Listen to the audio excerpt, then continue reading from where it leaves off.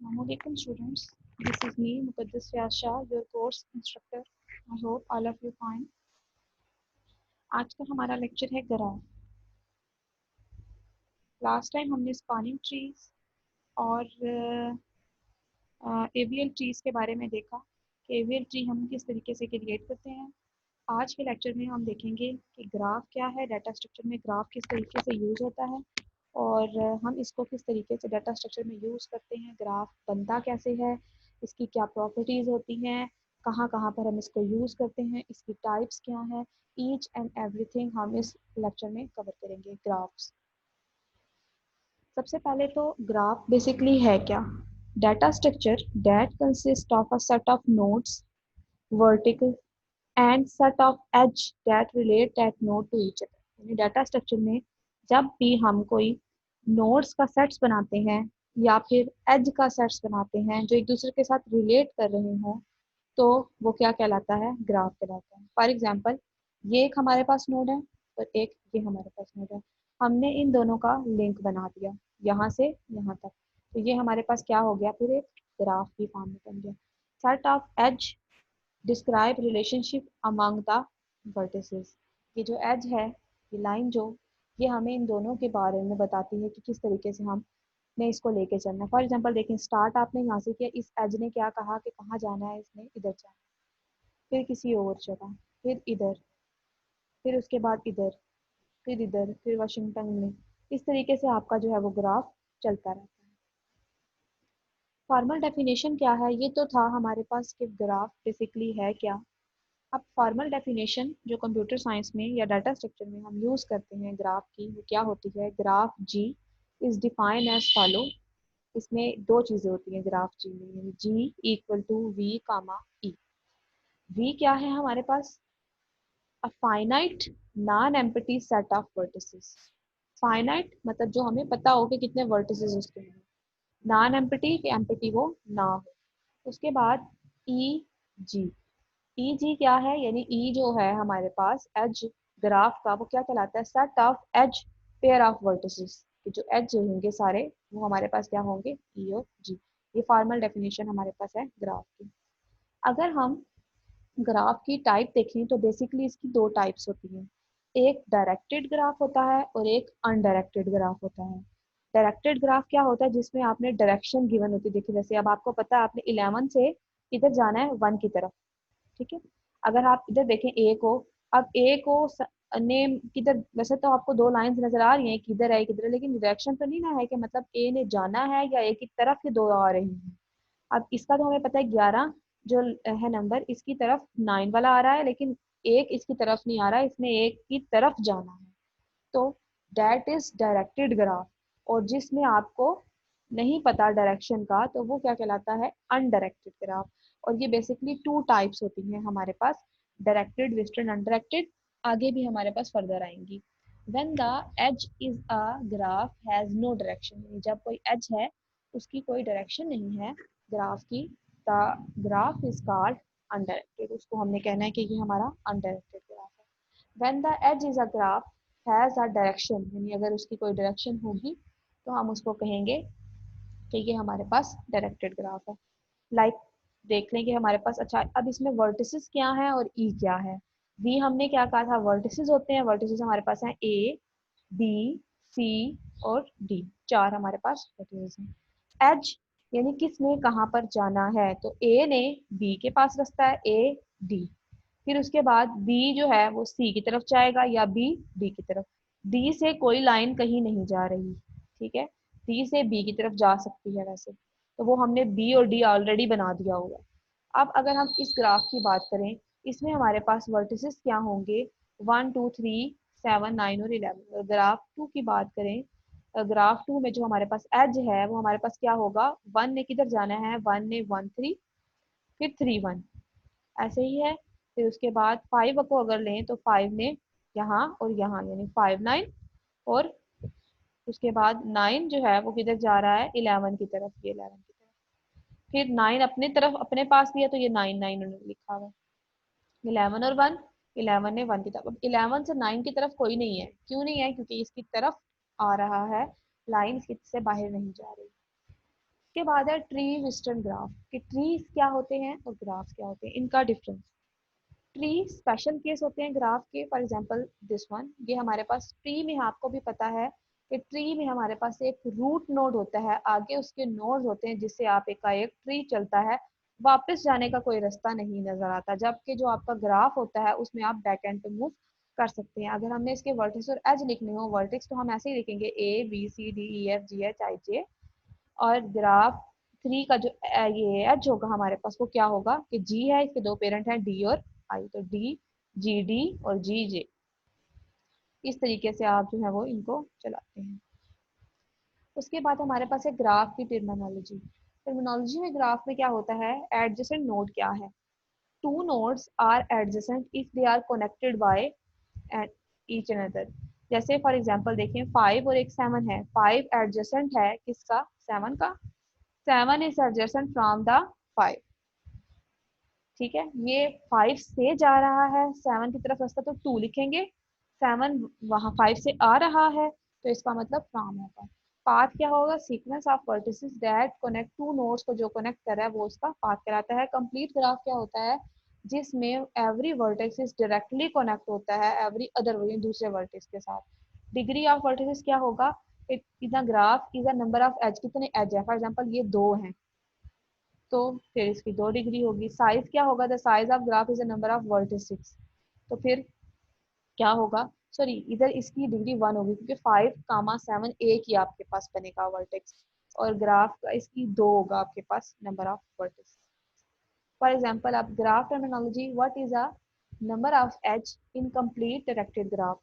उन्होंने क्वेश्चन पूछा है, ये आपके पास एक कंप्लीट डायरेक्टेड ग्राफ है, इसमें आप बताएं कि नंबर ऑफ एज कितने हैं जो इस कंप्लीट, आप उसका फॉर्मूला आपको बता दिया गया है कि अगर इस तरीके की कॉम्प्लिकेटेड सी कोई सिचुएशन आ जाए, देन आपने क्या करना, फॉर्मूला लगाना होता है n मल्टीप्लाई बाय n-1। तो ये फार्मूला आपके पास होता है जब भी आपको कोई भी इस तरह की कंप्लीट, तो आपने यही कहना है, और इसकी कम्प्लेक्सिटी अगर हम निकालें तो वो बिग O N स्केयर आती है। अब उसके बाद अनडायरेक्टेड ग्राफ है। अनडायरेक्टेड ग्राफ में अगर आपने फाइंड करना हो तो सिंपल, उसमें हमारे पास क्या था, n-1 था, इधर आप डिवाइडेड बाय 2 करते हैं, और इसकी complexity big O N square थी, इसकी भी बिग O N स्केयर है। अब हमारे पास आती है, अच्छा अब उसके बाद मैंने आपको अभी तक बताया कि ग्राफ की 2 टाइप्स थी, वेट आपके पास जो है डायरेक्टेड और अनडायरेक्टेड। अगर हम देखें ग्राफ की टर्मिनोलॉजी में इसकी फर्दर टाइप्स बनती हैं, जिसमें हम इसकी फर्दर टाइप्स में आता है वेटेड ग्राफ और अनवेटेड ग्राफ।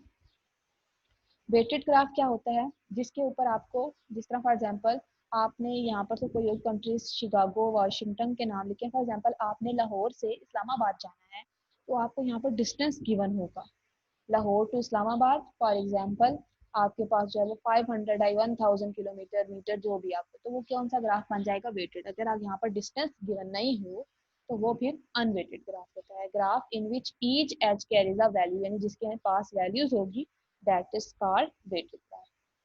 उसके बाद ग्राफ इम्प्लीमेंटेशन अब हमारे पास आ गई, एरे बेस्ड इम्प्लीमेंटेशन। सबसे पहले ग्राफ की इम्प्लीमेंटेशन के लिए हम एरेज यूज करते हैं।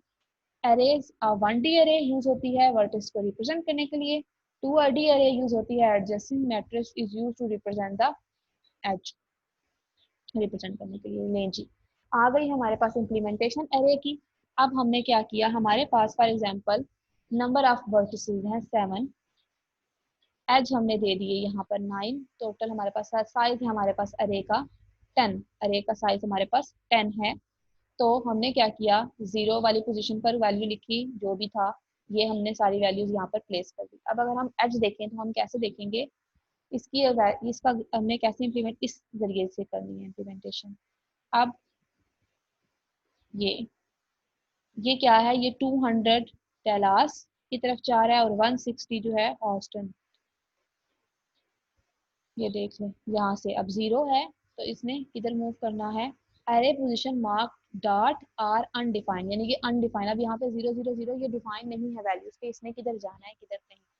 800 यानी 5 वाली लोकेशन पर जाना चाह रहा है, इधर ही जाना था उसने। फिर उसके बाद उसने 6 वाली वाशिंगटन की तरफ जाना है। तो अगर इसने वाशिंगटन की तरफ जाना है तो उसको किस चीज़ की ज़रूरत है, तो वो आपने वैल्यूज़ यहाँ पर सिंपली आपने पुट कर देनी है, यहाँ यहाँ से देख कर आपने। तो ये एरे की इम्प्लीमेंटेशन होती है वर्टिसेस के। अब link list implementation, link list implementation हमारे पास क्या होती है? And 1D is array used to represent the vertex. A list is used for each vertex V contained from vertices which are adjacent through. For example ये आपके पास है, आपने क्या करना होता है, आपने अटलांटा से जाना है किधर, Atlanta, where is Atlanta, this one. यहाँ से 600 किलोमीटर का डिफरेंस है वाशिंगटन की तरफ, और 800 का है हॉस्टन की तरफ। तो फिर 600 और 800 दो नोड्स आपके बनेंगे। अगर हम पिछली एग्जाम्पल को देखें, इस वाले एग्जाम्पल को, ऐसे ही था, 800 और 600, 5 और 6 ये आपने वाशिंगटन और हॉस्टन। तो इसी तरह आपने अगर लिंक लिस्ट बनानी है तो 800 5 वाला नोड्स, फिर उसके बाद 6 वाला नोड और 600 अगले वाले का नल। तो ये जिस तरीके से आपको वो बताया गया था कि नोड्स बनाने होते हैं, अब इसमें दो नोड्स थे, वो हमने लिंक लिस्ट की तरह। अब इसी तरह हॉस्टन में जिधर जिधर जाना है वो 3 और 5 वाली पोजीशन, फिर ये इस तरह आपके पास एक लिंक लिस्ट बन जाती है। इसका ये सिंटैक्स है, इंडेक्स, फिर वेट लिखना है, उसके बाद पॉइंटर अगर नहीं है तो इस तरह क्रॉस नल लिख देंगे, अदरवाइज लिखते जाए। Adjacent matrix western adjacent list क्या होती है हमारे पास? एडजेसेंट मैट्रिक्स, मैट्रिक्स जो हमारे पास है गुड फॉर डेंस ग्राफ, ये डेंस ग्राफ के लिए गुड होती है। और इसमें हम फॉर एग्जांपल लिखते हैं ई और O V square. Memory requirements हमारे पास ये होती हैं, यानी हम प्लस करते हैं तो बिग ओ हमारे पास वी स्क्वायर आता है। अब connectivity between two vertices can be tested quickly, हम उसको इजीली क्विकली उसको टेस्ट कर लेते हैं। अब क्या है एडजेसेंटी लिस्ट, हमारे पास बेसिकली क्या आती है? Good for sparse graph. Memory requirements में हमारे पास आती है words agency other words can be found quickly, हम इसको इजीली ढूंढ सकते हैं। उसके बाद हमारे पास है ग्राफ सर्चिंग, कि हमने अगर ग्राफ को, अभी तक हमने जो पढ़ा कि what is graph, types of graph, types of graph में हमारे पास आया वेटेड और अनवेटेड ग्राफ, सॉरी डायरेक्टेड और अनडायरेक्टेड ग्राफ। उसके बाद हमने देखा कि वेटेड ग्राफ क्या होता है, फिर ग्राफ की इंप्लीमेंटेशन यूजिंग एरे और यूजिंग लिंक लिस्ट। उसके बाद है ग्राफ की सर्चिंग अगर आपने करनी है। अब यहाँ तक जितना हमने अभी तक पढ़ा, आपको एक चीज क्लियर हो जानी चाहिए कि जब भी आप लोगों को क्वेश्चन दिया जाए, मतलब आपको एक एरे दे दी है, जो भी दे दिया, ग्राफ बनाए उसका, तो पहले तो आप ग्राफ बना लेंगे उसका। फिर अगर लिंक लिस्ट की इम्प्लीमेंटेशन कहा गया है तो वो उस तरीके से आपने लिंक लिस्ट की इम्प्लीमेंटेशन करनी है। आप ट्री बना लें, उससे आप कर ले तो ज़्यादा बेटर है, ग्राफ कर ले तो ज़्यादा better. Graph searching, problem, graph को सर्च करना है अगर आपने, तो आपके पास क्या प्रॉब्लम क्या है, मतलब आपको क्वेश्चन क्या है। Find a path between two nodes के दरमियान में आपने पाथ फाइंड करना है ग्राफ के, ऑस्टिन और वाशिंगटन के दरमियान। मेथड क्या है, आप दो चीज़ें यूज़ कर सकते हैं, डेप्थ फर्स्ट सर्च और डीएफएस ब्रेड्थ फर्स्ट सर्च, ये दोनों हम पढ़ चुके हैं। डीएफएस दोबारा देख लेते हैं है क्या? Travel as far as you can down a path, back up a list little as possible when you reach a dead end. For example, next vertex has been marked or there is no next vertex नहीं होता। DFS ये बिल्कुल ऐसे होती है जिस तरह stack काम कर रहा होता है। उसके बाद DFS स्टैक पुश, ये स्टैक की तरह काम करती है। तो स्टैक में आपको पता आपके पास क्या होता है, स्टार्ट करते हैं पहले वर्टेक्स, ये इसका एल्गोरिथम है। डू स्टैक डॉट पॉप होता है, इफ वर्टेक्स अगर इक्वल है एंड वर्टेक्स से तो सेट कर देता है found true, otherwise next value को करने लग जाता है। अगर नहीं मिलता उसको कोई भी आइटम तो वो पाथ डज नॉट एग्जिस्ट का मैसेज देता है। एल्गोरिथम है ये, इसको देख लीजिएगा। आपके पास यहाँ पर आ गया, फॉर एग्जाम्पल ये आपका स्टैक था, आपने ऑस्टिन से शुरू किया, आपने एंड इधर करना है वाशिंगटन का। तो आपने ढूंढना फॉर एग्जाम्पल ये है, जो भी आपने ढूंढना, शिकागो ढूंढना है या जो भी, तो आप क्या करेंगे, यहाँ से आपने टॉप में वैल्यूज पुट करते गए और फिर साथ ही जैसे पॉप किया हॉस्टन, आपने सबसे पहले ये, फिर यहाँ से मूव किया आपने ऑस्टिन, फिर डिलास, जो भी आपके पास वैल्यूज हैं, फिर आपने पुश करना है, फिर साथ ही पॉप करते रहना है। तो एट द एंड तक मूव करना जब तक आपको वो वैल्यू नहीं मिल जाती। फॉर एग्जाम्पल ये देखें, फर्स्ट आपने स्टार्ट किया ऑस्टिन से, फिर आपने पॉप किया ऑस्टिन में, क्या पॉप होगा, डिलास पॉप होगा, और इसका दूसरा क्या है, लिंक ऑस्टिन। तो आपने ये दोनों वैल्यूज पॉप कर दी। दोबारा समझ लें, आपके पास पहला नोड है ये और एंडिंग नोड है ये। फर्स्ट नोड से दो रास्ते निकल रहे हैं, कौन कौन से, एक डैलस की तरफ जा रहा है और एक आपके पास हॉस्टन की तरफ जा रहा है। तो आपने दोनों वैल्यूज को पुश कर दिया। तो पॉप क्या होगा, ये वाला जो वैल्यू थी, यानी ये पॉप किया आपने और दोनों वैल्यूज को पुश कर दिया। अब आपके पास दो वैल्यूज कौन सी आ गई हुई हैं, ग्लास और हॉस्टन। अब आप क्या करेंगे, पॉप करेंगे किसको, हॉस्टन को। आपने हॉस्टन को पॉप किया और हॉस्टन की तरफ से कौन से दो रास्ते थे, हॉस्टन की तरफ से एक ही रास्ता जा रहा था जो था ये वाला। तो फिर आपने क्या किया, अटलांटा, आपने अटलांटा को पुश कर दिया और हॉस्टन को पॉप कर दिया। फिर क्या हुआ कि आपके पास अब आपने अटलांटा को, अटलांटा की तरफ आप आ चुके हुए हैं, अटलांटा की तरफ से आपके पास जो रास्ता जा रहा है वो है वाशिंगटन का। तो ये है वाशिंगटन का रास्ता। तो आपने क्या करना है, अटलांटा को आपने पॉप कर दिया और वाशिंगटन को आपने ऐड कर दिया। तो वाशिंगटन को आपने फिर पॉप करना है। फिर आपने जब वाशिंगटन को पॉप किया तो आपके पास डलास आ जाएगा, डलास आपके पास ये है, इधर आपके पास ये है डेनवर आप जा रहे हैं। तो यानी फिर आपके पास लास्ट नोड, क्योंकि आपने लास्ट नोड की तरफ जाना था, अब आप आगे मूव नहीं करेंगे। क्यों नहीं मूव करेंगे, क्योंकि आप वाशिंगटन की तरफ चले गए होंगे। BFS, what is the idea behind FM? BFS दोबारा से एक दफा समझा देती हूँ।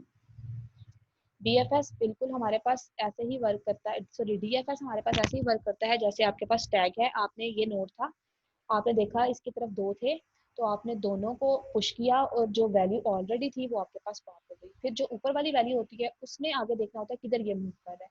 वो इधर अटलांटा की तरफ जा रहा था, ये वैल्यू पॉप हो जाएगी, ये पुश हो जाएगी, फिर इसने आगे तो वो एंड वाले नोड पर वो आ गया और फिर ऐसे वो वाली वैल्यू जो है वो लास्ट नोड आपको मिल गया तो आप उसको पॉप कर दीजिए।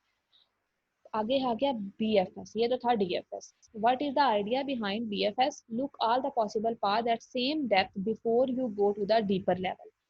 Back up as fast as possible. When you reach a dead end or there is a next vertices. For example, इसका देख लेते हैं आगे एल्गोरिथम क्या होगा। सेट करना है फाउंड टू फॉल्स, फॉल्स पर आपने कर लिया, नहीं अगर आपको नहीं मिलता कोई भी वैल्यू तो path does not exist. Q dot E Q start किया वर्टिसेस, ये तब तक चलता रहेगा यानी loop. Q dot D Q vertex, if vertex अगर इक्वल होगी and vertices set found true और एल्स में वो वाली वैल्यूज आ जाएंगी। ये फॉर एग्जांपल आपके पास है BFS, ये आपके पास है, ये स्टार्ट नोड है, ये एंड नोड। आपने ये वाला वैल्यू पुश की, इसने कहाँ जाना है, इसने लास्ट की तरफ जाना है और उसके बाद दो वैल्यूज को आपने क्या कर लिया, एंटर कर लिया, बाकी आपने ये वाली वैल्यू डी क्यू कर ली, क्यू की तरह काम करता है। ये डी क्यू हो गई, क्यू में ये इन क्यू और ये फिर क्या हो गई डी क्यू। अब आपने क्या किया, अब आपके पास लास्ट है सबसे पहले, तो आपने क्या किया, उसके बाद लास्ट ने किधर किधर जाना है, इसने जाना है इधर और फिर दूसरी वैल्यू है शिकागो की तरफ, तो दोनों वैल्यू शिकागो वाली हुई और लास्ट आपका क्या हो गया, डी क्यू में चला गया। इस तरह ही हॉस्टन अब डी क्यू में चला जाएगा। हॉस्टन से दो वैल्यूज जा रही हैं, कौन कौन सी जा रही है, सिर्फ एक ही जा रही है, अटलांटा। अटलांटा आपका पास पुश हो गया, अटलांटा पुश हुआ। अटलांटा के बाद आपने क्या किया, शिकागो, शिकागो को डीक्यू में ले गए। फिर आपके पास अटलांटा से कौन सा रास्ता जा रहा है आपके पास, फिर आपके पास तीन वैल्यूज है ना ये वाली, तो आपने शिकागो फिर डीक्यू में ये किया आपने इस तरह, इस तरीके से। फिर आपने जब आपने देखा, जब आपने अटलांटा को डीक्यू किया तो अटलांटा को डीक्यू करने, जब शिकागो को आप डीक्यू कर रहे हैं तो शिकागो से कौन सा रास्ता जा रहा था, एक ही जो आपके पास था डरवर, तो वो आपने पुश कर दिया और ये पॉप कर दिया। फिर उसके बाद जब आप इस वाली वैल्यू को, क्योंकि यहीं से पुश करना है, ये वाली वैल्यू को आप कर रहे हैं, तो इससे कौन सा रास्ता जा रहा है, इससे अटलांटा, आपने अटलांटा पुश कर दिया और ये वाली वैल्यू को पॉप कर दिया। समझ गए, पुश पॉप मैं इसलिए बोल रही हूँ क्योंकि वो समझ आ गया होगा आपको, ये डी क्यू और इन क्यू आपने अब यहाँ पर आ गए। अब ये वाली वैल्यू जो है यहीं पे आपकी होगी ना, ये पुश सॉरी डी क्यू हो जाएगी और फिर यहाँ से आप किधर मूव कर रहे हैं, अटलांटा से, ठीक है। आप अगली वाली वैल्यूज ये आपने पुश कर दिया, फिर वाशिंगटन को आपने आगे ले आए, नेक्स्ट नोड में आप ले आए उसको। फिर आपके में इसको डी क्यू किया और वाशिंगटन आपको मिल गया। नेक्स्ट आप अटलांटा से वाशिंगटन की तरफ पहुंच गए, तो लास्ट पे आपने ये जो है वाशिंगटन को भी डी क्यू कर देना है, तो सिंपल, ये बिल्कुल ऐसे ही है जैसे क्यूज आपकी आती है। उसके बाद है single source shortest path problems. There are multiple paths from source vertex to the destination vertex. Multiple paths आपके exist करते हैं। Shortest path, the path whose total weight, sum of edge weight is minimum. Example इसकी ऐसे, जैसे for example Houston, Houston यानी आपने देखना है कि शॉर्टेस्ट पाथ कौन सा होगा, यानी अब देखें एक आपने स्टार्ट लेना है, फॉर एग्जांपल आपने स्टार्ट लेना है वाशिंगटन से और आपने एंड करना है अटलांटा पर या कहीं और, तो आप देखेंगे शॉर्टेस्ट पाथ कौन सा होगा, यानी नोट्स कम से कम किधर आएंगे।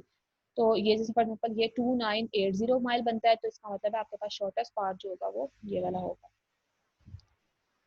यानी आपने ऑस्टन से अगर वाशिंगटन की तरफ जाना है, एक रास्ता होता है हॉस्टन और अटलांटा और वाशिंगटन, और दूसरा होता है ऑस्टन, डलास, डेनवर, अटलांटा और वाशिंगटन। तो ये वाला ज़्यादा शॉर्टेस्ट है, तो that is called shortest path.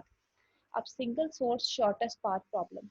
अब प्रॉब्लम कॉमन एल्गोरिदम जो था वो बिल्मन फॉर्ड एल्गोरिदम था। बीएफएस ने क्या किया उसको आगे देख लेते हैं हम। ये है मेरे पास, let S be the start Q. Initial आपने क्या किया, क्यू को इनिशियलाइज कर दिया स्टार्ट नोड से एस से, as only entity visit S. अब इफ क्यू अगर एम्प्टी होगा तो वो fail. Else pick X node from Q, X is a goal, return X, we have reach the goal. यानी जब तक आप रीच द गोल यानी आप नहीं पहुंच जाते अपने जहाँ पर आपने सर्च करना उसको, तब तक आप ये करते रहेंगे। Otherwise remove x from the, हमने ऐसी कितना रिमूव करते जा रहे थे उस नोड को और पुश करते जा रहे थे। Visit all children node, add queue वाली वैल्यू में हमने ऐड किया add children X to visit, go to the step 2।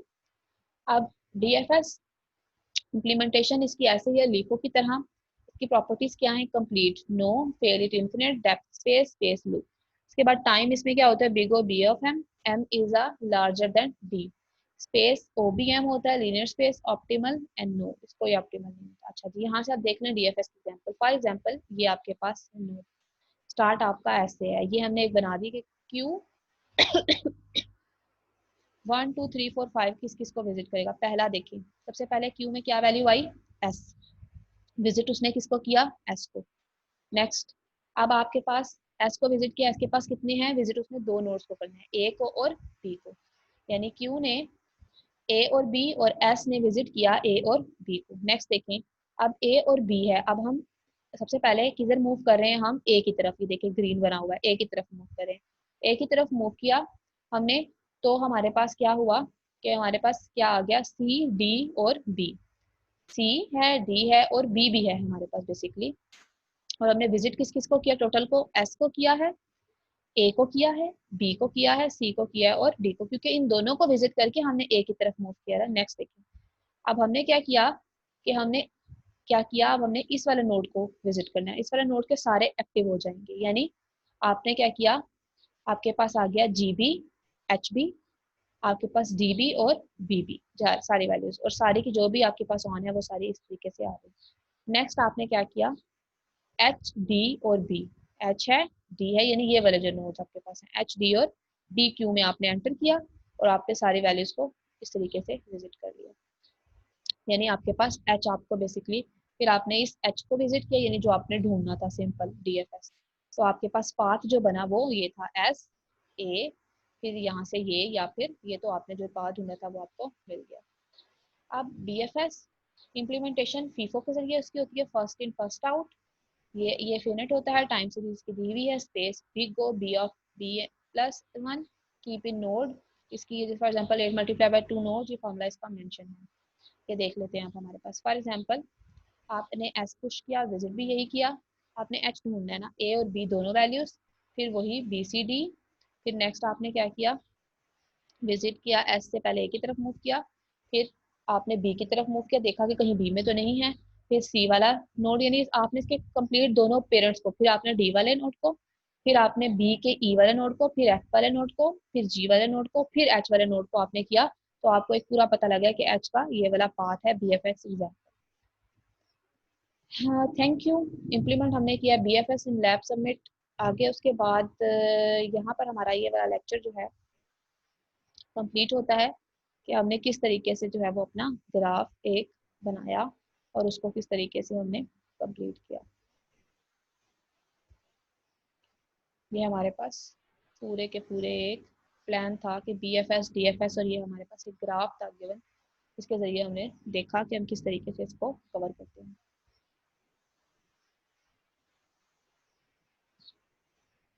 So students, ये था हमारा ग्राफ का लेक्चर। अब हम मूव करते हैं मोर depth in graph.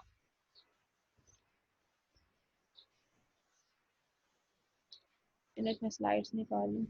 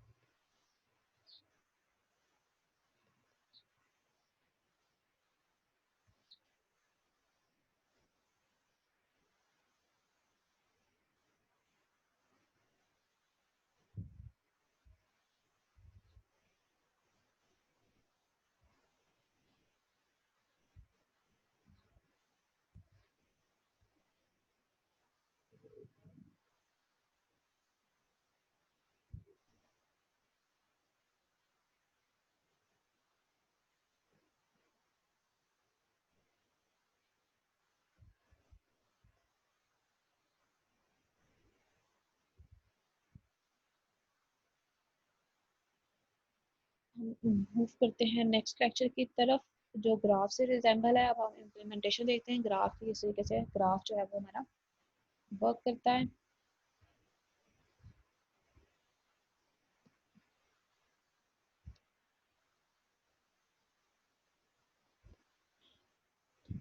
Just a minute, मुझे फाइंड कर लेने दें।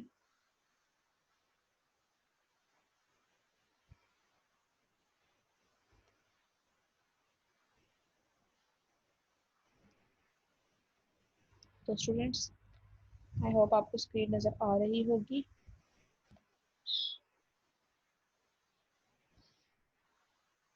Screen share, this one, graph. Graph के बारे में, व्हाट इज ग्राफ, ये चीज़ हम पढ़ चुके कि ग्राफ क्या है। Composed of P of set of vertices, E set of edges, ये सब चीज़ें मैं आपको बता चुकी हूँ। हाँ जी, क्या आ गई उसकी एप्लीकेशन। एप्लीकेशन ग्राफ्स की, फॉर एग्जांपल इलेक्ट्रॉनिक सर्किट आपके पास कोई भी होता है, तो आप बेसिकली क्या करते हैं इलेक्ट्रॉनिक सर्किट से, आपने करना क्या होता है। देखिए फॉर एग्जांपल आपके पास एक सर्किट है, या फिर ये भी एप्लीकेशन, एप्लीकेशन का मतलब होता है कि आपका जो ग्राफ है ना, वो यूज किधर किधर हो रहा है। ठीक है, यानी जो ग्राफ है वो आपका यूज किधर हो रहा है।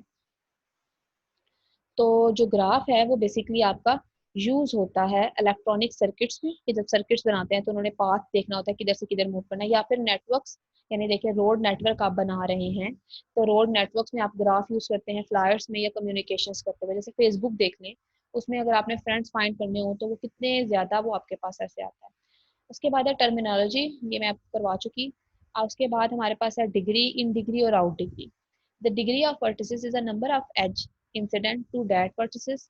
For directed graph, the in degree of vertices v is a number of edge that have v as the head. The out degree of the vertices v is a number of edge that have v as tail. If di is a degree of vertices I in a graph G with n vertices and EH the number of edge is the number of edge हमारे पास ये बनेगा। For example ये आपके पास है इन और out की एग्जाम्पल। एग्जाम्पल इसकी ऐसे है कुछ, कि आपके पास ये जीरो है, ये आपने जीरो से वन और टू, ठीक है। अगर ये वाली एग्जाम्पल देखें जी की, तो zero in, in one, one आपका जो था वो इन हुआ है, और आउट भी आपका क्या होगा, वन ही, क्योंकि वापस भी उसने जाना। अब इधर आपने जब आए तो इन वन, वन आपने इन किया, और आउट क्या किया, टू। फिर आपने क्या करना है, वन इन और आउट आपने क्या किया, टू। तो ये इस तरीके से ना इन और आउट चलता है। टर्मिनोलॉजी पाथ आपके पास है कि किस तरीके से आपको पाथ गिवन है, कौन कौन सी जगह पर आपने जाना है। मोर टर्मिनोलॉजी सिंपल पाथ आपके पास साइक्लिक होता है, जिसमें साइकिल एक वर्क कर रही है। साइक्लिक पाथ किसको कहते हैं, सिंपल पाथ ये होता है, फॉर एग्जाम्पल आपने जाना है सी से बी की तरफ, तो या बी से सी, तो आप करेंगे बी से ई से सी। और अगर आपने फॉर एग्जाम्पल ए से दोबारा ए की तरफ आना है, तो या तो ये ए बी ई डी, या फिर ए सी डी ई। तो ए सी डी ई ये क्या है, एक साइकिल पाथ बन गया ना आपके पास, तो इसको हम कहते हैं ये साइक्लिक पाथ है। Even more terminology, connected graph के से ग्राफ होते हैं connected by the some path, जो किसी पाथ से कनेक्टेड होते हैं। कनेक्टेड है ये ग्राफ पूरा, और ये जो है ये अंदर देखिए, ये जो है ये अलग ग्राफ लग रहा है, और ये अलग है, ये कनेक्टेड है जबकि ये नॉट कनेक्टेड है। सब ग्राफ क्या होता है कि ग्राफ से एक और ग्राफ जो आप ड्राइव करते हैं, that is called sub graph. Connected component maximum sub graph में आता है। फॉर एग्जांपल अब आपके पास सब ग्राफ की एग्जांपल ये है, आपके पास जैसे एक ये ग्राफ इन दोनों को मिला दे फिर नया ग्राफ, तो वो एक ग्राफ से ग्राफ आपके पास बन जाते हैं। ट्री, मोर कनेक्टेड ट्रीज, आप ग्राफ फॉरेस्ट की एग्जांपल ले लें, तो ये ट्रीज छोटे छोटे ग्राफ, या आपके ट्रीज से आपके पास या ग्राफ से आपके पास क्या बन जाता है, फॉरेस्ट। हाँ जी, ये आगे आपके पास अगर आपके पास n नंबर ऑफ वर्टिसेस हैं और m नंबर ऑफ एजेस हैं, तो कंप्लीट ग्राफ आपने ड्रा करना है। हाउ मैनी टोटल एज, मैं आपको बता चुकी कि किस तरीके से ये फार्मूला था n minus one divided by two. अब अप्लाई कैसे करना है, ये एग्जांपल है, ये आपके पास एक ग्राफ है। पहले आप देखेंगे n कितने हैं, one two three four and five, आपने लिख लिया n equal to five. Values कैसे फाइंड करनी है, m multiply by four. Four कैसे आया आपके पास, क्योंकि फार्मूला में देखिए, फार्मूला में m n माइनस वन है, तो n आपके पास अगर 5 हो तो 5 में से 1 माइनस करें, डेट इज 4, तो 4 को मल्टीप्लाई करेंगे किसके साथ, 5 के साथ, और डिवाइड कर देंगे 2 के साथ, तो 10 आपके पास आ गया। तो कंप्लीट ग्राफ का आपको साइज पता लग गया। अब ये दो दिए में इसका उन्होंने कहा निकाले, m है n नंबर ऑफ वर्टिसेस और m जो है वो है, तो m n minus one, n की वैल्यू यहाँ से क्या है 5 और m की वैल्यू क्या हो जाएगी 4 गिवन था। ये आपके पास है graph where edge are directed, जिसके एज जो है वो डायरेक्टेड यानी डायरेक्शन आपको गिवन है। तो जिसको हेड टू टेल हमें पता हो तो डायरेक्टेड ग्राफ होता है, जिसका नहीं पता हो तो वो अनडायरेक्टेड ग्राफ होता है। हाँ जी, उसके बाद एडजेसेंट मैट्रिक्स और लिस्ट। मैट्रिक्स और लिस्ट ये चीज़ थी जिसमें हम रोज और कॉलम्स देख रहे होते हैं, ये मैंने उस दूसरी वाली स्लाइड्स में आपको ईच एंड एवरीथिंग बता दी। अब ये पॉइंटर वाली एग्जांपल भी हमने उसमें की है। अच्छा जी, अब आगे हमारे पास कुछ ऑपरेशंस ग्राफ ट्रावर्स के, डीएफएस और बीएफएस। ये आपके पास आ गया डीएफएस, इसकी इम्प्लीमेंटेशन भी हमने उसमें की, और बीएफएस इसकी इम्प्लीमेंटेशन भी हम उसमें कर चुके हुए। एप्लीकेशंस क्या है कि आपने यूज़ कैसे करना है, डीएफएस विस्टर्न, डीएफएस में आप फॉर एग्जांपल स्टैग यूज़ करते हैं और उसमें आप क्यों यूज़ कर लेते हैं, सिंपल आपके पास यही डिफरेंस है। बार बार हर स्लाइड में आपको यही चीज़ें मिलेंगी, आपको जो मैंने पहले ग्रीन वाली स्लाइड्स करवाई है आप उसी को कर लें आसानी से, तो आपको हर एक चीज़ जो है वो क्लियर हो जाएगी। सो स्टूडेंट्स, यहाँ तक था हमारा लेक्चर ये वाला बीएफएस और डीएफएस। अगर कहते हैं तो मैं एक दफ़ा बीएफएस और डीएफएस को दोबारा से कर लेते हैं, हम रीड कर लेते हैं। ये हमारे पास फॉर एग्जांपल है एक मैट्रिक्स, हमने करना है ये वाला।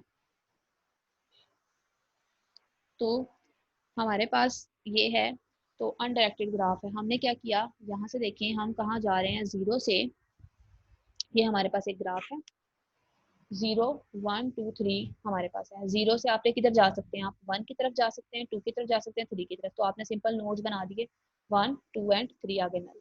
अब 1 है, 1 से आप किधर जा सकते हैं, 2 भी 3 भी और 0 भी, तो 0 2 एंड 3, इस तरीके से आपने ये लिंक। अब ये वाला अगर देखें तो ये भी इस तरीके से ही आपका बनेगा, ये तो आपको क्लियर होनी चाहिए चीज़ें। ये फॉर एग्जांपल डीएफएस हमारे पास क्या है, ये आपके पास जो ब्लैक वाले नोड्स हैं आपने स्टार्ट किधर से लेना है और एंड किधर तक करना है, ये आपको हर एक चीज़ जो है वो क्लियर होनी चाहिए। बीएफएस ग्राफिकल इम्प्लीमेंटेशन आपने ए से शुरू किया, ए से शुरू करने के बाद ये आपके जीरो था, आपने पहले इधर फिर इधर फिर इधर, ये वाला कंप्लीट करने के बाद फिर बी से आप सी की तरफ आए, फिर इस तरीके से आपने आपने देखना है आपने एंड किधर करना है, तो जिधर तक आपने एंड करना है आप उधर तक उसको मूव करवाते जाएंगे, लेकिन जो जो नोड्स आपके रास्ते में आ रहे थे आपने उधर, और वो फिर आप उसको एंड कर देंगे। विजिट स्टार्ट ए से किया और एंड पी पर हुआ, तो ये ऐसे विजिट हमारा पूरा का पूरा पाथ हमारा करता है। इसको डीपली अगर आप स्टडी करें तो आपको क्लियर होगी चीज़ कि फॉर एग्जाम्पल ए है, ए से आप मूव कर रहे हैं किधर किधर, बी एफ और ई, ये बी एफ और ई आ गया पहली पार्ट चीज़। अब आपके पास आपका ए खत्म, अब ए को क्रॉस लगा दें, बेशक जब आप करें तो ए को क्रॉस लगा दें। अब आपके पास जो नोड्स है ना वो है बी ई और एफ, बी ई और एफ देख लें ये थोड़े डार्क हैं। अब बी से किधर किधर जा सकते हैं, सी की तरफ और एफ की तरफ, और एफ से किधर जा सकते हैं इधर। तो अब क्या होगा, ये वाले जो तीन नोड हैं ये थोड़े ये वाले ये हाईलाइट हुए, अब आपने इन तीनों को क्या कर देना है, डी हाईलाइट कर दो, इसको खत्म कर दो, बाकी अब ये वाले तीन आपके एक्टिव हो जाएंगे। अब सी से किधर जा सकते हैं, डी की तरफ या जी की तरफ, फिर उसके बाद एफ से किधर भी नहीं जा सकते, और उसके बाद आई से आप जा सकते हैं जे की तरफ। तो आपने क्या किया, ये वाले नोड एक्टिव कर दिए, और आई से आप इधर भी जा सकते हैं एम की तरफ, ठीक है, या एन की तरफ ये वाला। तो इनको आपने इस तरह, मतलब ये डार्क में आ गए दो नोड, बाकी ये सारे थोड़े लाइट में, बाकी सारे ऐसे कलर से आपको नजर आ रहे हैं। अब आपके पास ये वाले नोड्स हैं एक्टिव, इधर से आपने देखा इधर मूव कर सकते हैं, इधर से इधर मूव कर सकते हैं, और डी से इधर, तो बाकी सारे नोड डी सिलेक्ट, बाकी ये वाले ऑन। अब इन नोड से आपने देखा आप किधर किधर, अब आप किस पास सिर्फ के और एल रह गया था, के से आप ओ और यानी आपने पूरा विजिट कर लिया, और बाकी वाले नोड्स को आप थोड़ा सा उसको क्या कर देते हैं, डी हाईलाइट कर देते हैं। अब डीएफएस का प्रोसेस बेसिकली होता क्या है, ई से आपने एफ की तरफ मूव किया, ई से जी की तरफ मूव किया, एफ से बी की तरफ, और ये आप इस तरीके से मूव करते हैं। तो आपने करना क्या होता है, आपने फॉर एग्जांपल स्टार्ट इधर से किया, स्टार्ट ए से किया, और एंड आप करना चाह रहे हैं कोई भी वैल्यू जी पर, या जैसे भी ये आप जी पर वैल्यू, यानी ए स्टार्ट नोड है और डेस्टिनेशन जी है, तो आप क्या करेंगे, ए पुश किया आपने, उसके बाद ए पुश करने के बाद ए किधर जा रहा है, इसको डायरेक्शन दी हुई है तो इसका मतलब है सिंपल बी की तरफ, तो बी पुश किया, डीएफएस में ए के बाद बी आ गया, तो आपने फिर क्या किया, बी किधर जा रहा है, सी की तरफ, तो सी पुश कर दिया। फिर उसके बाद सी जो है वो किस तरफ मूव कर रहा है, सी जो है कॉल सी, सॉरी सी किया डी एफ एस ऑन सी, सी ने दोबारा से ए की तरफ जाना है, डी एफ एस ऑन सी, तो सी पुश कर दो, डी पॉप अब हमारे पास आ जाएगा, डी आ गया इधर हमारे पास। तो अब हमने क्या किया, डी आपने call D F S on D, return to call B, अब इसने क्या किया, डी ने जी को कर दिया। ये वाला जो एरो है ना, ये थोड़ा कंफ्यूजन है, ये इस तरीके उल्टा लगा होगा, ये ऐसे नहीं हो सकता, ठीक है, क्योंकि पाथ नहीं बनता। फिर हमारे पास ये वाला ए बी डी पाथ हमने पुश कर दिया होगा।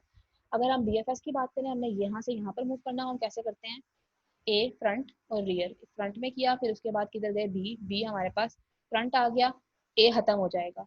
फिर उसके बाद बी ने किधर जाना, डी की तरफ, अब डी हमारे पास दो चीजें, डी भी आ गया, उसके बाद हमारे पास सी भी आ गया, डी से आपने किधर जाना है, डी से सिंपल आपका फ्रंट ये, अब जी की तरफ मूव कर जाएंगे, अब डन, आपने दोनों वैल्यूज को कर लिया।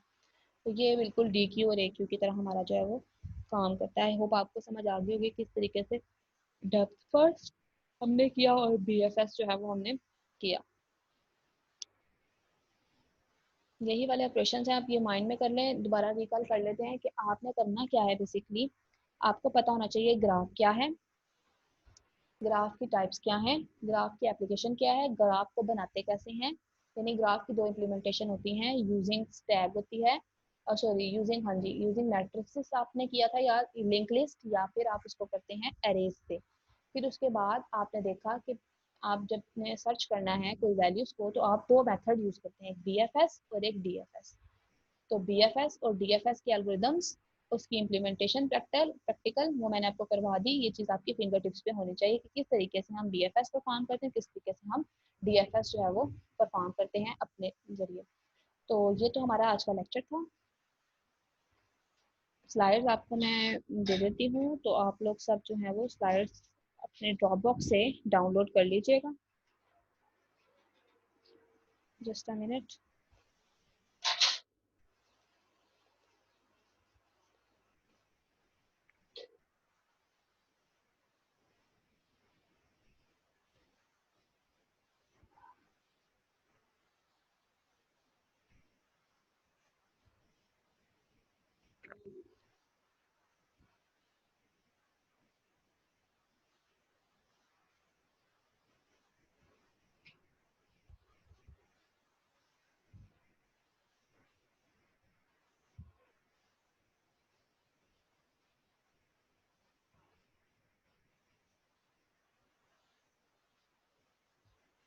दोनों आपको मैं स्लाइड्स मेंशन कर देती हूँ।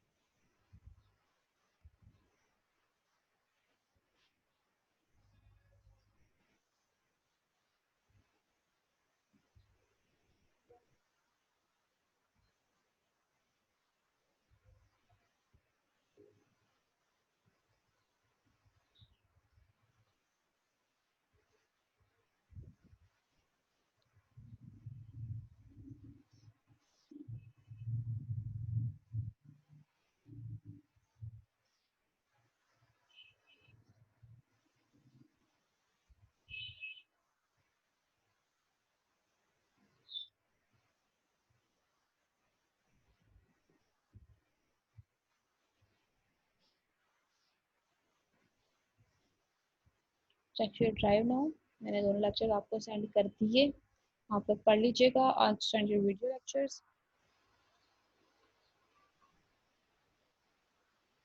अकॉर्डिंग टू यू हमारे जो थे रिमेनिंग टॉपिक वो है था aerial tree, spanning tree, minimum spanning tree, graphs और सेट्स। तो हमने दो अपने टॉपिक्स क्लियर कर लिए हुए, एवियल ट्री भी और ग्राफ भी। अब हमारे रिमेनिंग टू रह जाएंगे, spanning minimum spanning trees and sets. I hope next lecture में, नेक्स्ट 2 और 3 लेक्चर्स में मैं उसको वाइंड अप कर दूंगी, फिर हमारा डाटा स्ट्रक्चर का भी कोर्स जो है वो कवर हो जाएगा।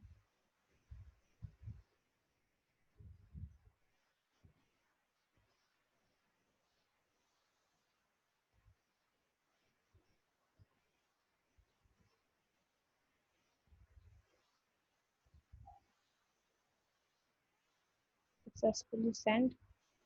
Any how,